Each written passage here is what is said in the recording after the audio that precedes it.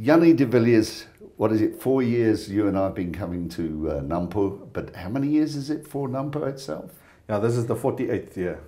It's a long time, isn't it, for I mean, a show, I've seen it grow. How much has it grown this year? Yeah, we have expanded last year already to make additional space for exhibit space, but we also had to put in some infrastructure. That's the water and the electricity. Those things are very important. The roads in those specific areas. But this year it's full and completed. But now to fill that space and to start putting up some physical infrastructure there, I think that this is important steps for us.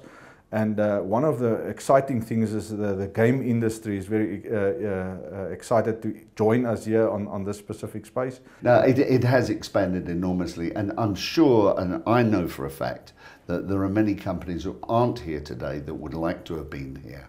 Yeah. What's the trick? They've got to get ahead of the game, book early? Yeah, I think initially we had a limited space. Now that we've added the additional space, I think there's some room. But we just don't want to open all the gates and just say, come in. We also want to control the quality.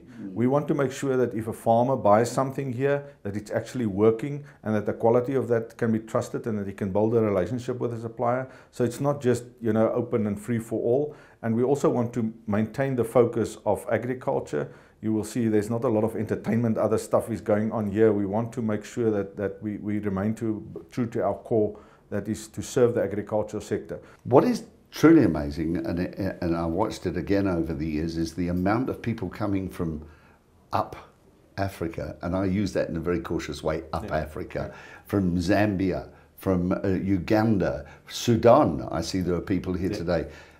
How do they come to know about NAMPO? I mean, is it becoming an international affair? Yeah, I think there's international flavour if you just think how many international companies are exhibiting here. But what we also found is that a lot of the multinationals are busy in Africa trying to expand agriculture to meet the United Nations goals and the food security challenges.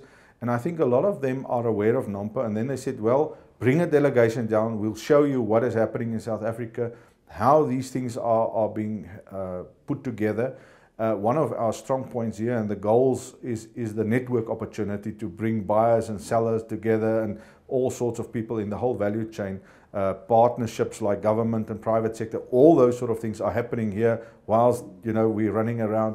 So I think for the African countries it's important to come and have a look. The discussion that I just had with Botswana, they're keen to put something similar down in Botswana. They said, how do we deal with our small scale farmers? What do we do to train them to make sure that they're also profitable, or at least that they don't produce just half a ton a hectare, but also 3 or 5 tons? That's the commercial value of the land. So yes, there's all sorts of opportunities. I don't know how they get to all the information. It's wonderful to have them here. There's Eritrea and Kenya and Sudan. I mean, it's all over Africa.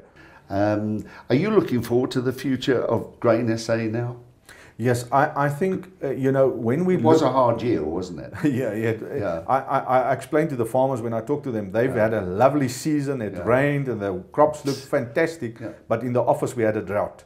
It was a very tough season for us. The land reform things didn't, you know, went the way that I think both parties expected to be. We couldn't find proper solutions. There was friction all the time. And yes, we have robust debate, and I think that is part of our culture, but we need to find solutions for those things. So yes, we're looking forward because one is that everybody have to keep on eating. The middle class is growing like berserk. They eat meat and chicken and poultry and all sorts of dairy products.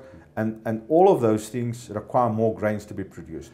Last question I'm going to put to you now. There's an old saying in English, united we stand, divided we fall.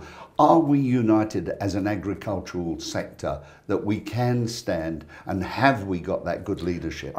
I think in our minds we know that we have to go there, but in our hearts we're not there. I think there are some people that still need to be converted to see the real South Africa, not the new one. Where is that old political feelings or is it old fears? I think it is both. I think there's fears in there that says, you know, we're going to go the Zimbabwe route. We can't just sort of pour our lives into this thing and just, you know, the young farmers are asking me all the time, should I buy another farm?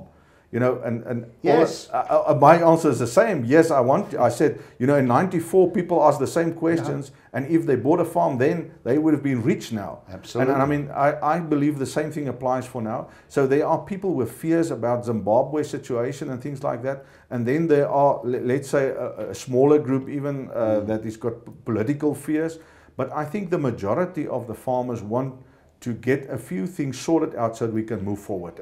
I think there's a lot of goodwill still, there's a lot of cooperation, there's a lot of, and I'm talking white and black, but there are in some instances and some institutions, some stumbling blocks that I think we need to get over. So we have to be united in our stand. I think so. There's also in an honest stand. Yes, and a true hard stand. Yeah. And I think what we need to also understand is, sometimes you talk about unity in agriculture, but there's also a thing about unity about agriculture, and that we need the whole population behind us to say, listen, we need food in this country, we need to make it properly for the farmers to produce food, and therefore we are united about agriculture as well.